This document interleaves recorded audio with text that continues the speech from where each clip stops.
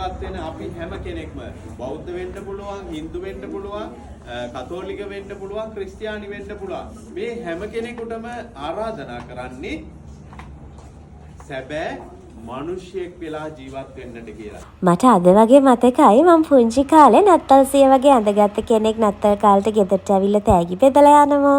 උදේට හැරෙනකොට කොට්ටයට තෑග්ගක් තියෙනවා. ඉතින් ඒ වගේ මෙදා පාර නත්තල් අරගෙන අපි ගියා පැපිලියාන සුනේත්‍රා මහදේවි විද්‍යාලයට.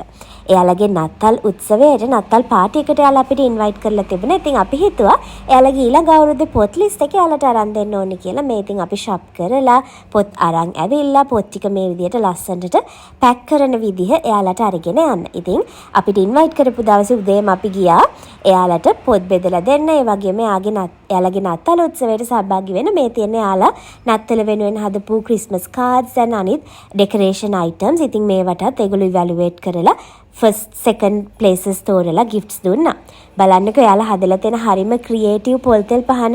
ඉතින් පොල්තෙල් පහන් දැල්වලා ඊට පස්සේ අපිට එයාලගේ විවිධ ප්‍රසංගයක් වගේ එයාලා ලෑස්ති කරගත්තු අයිටම්ස් ගොඩාක් ඉදිරිපත් කරා. ඒ දේවල් බැලුවා අපි. ඒත් එක්කම අපි අර ලෑස්ති කරගෙන ආපු තෑගිත් එයාලට බෙදලා දුන්නා. එහෙනම් දැන් බලමුකෝ මේ පොඩ්ඩන්ගේ දක්ෂතාවලින් ටිකක්.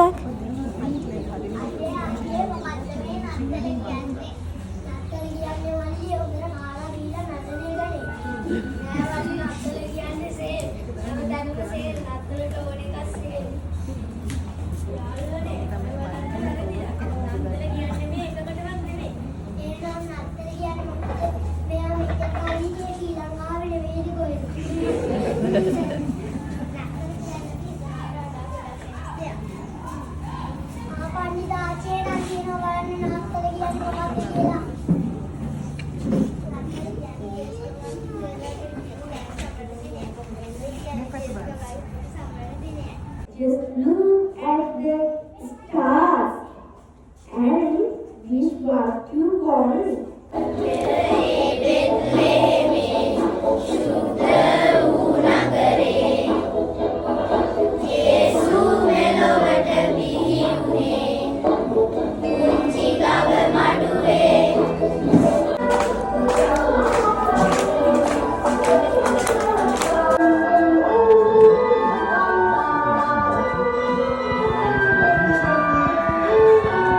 මේ යාලගේ අයිටම්ස් වලින් කීපයක් විතරයි යාලා ගොඩක් මහන්සි වෙලා තිබුණා මේ වෙනුවෙන් සහ අපි ගොඩක් එන්ජොයි කරා.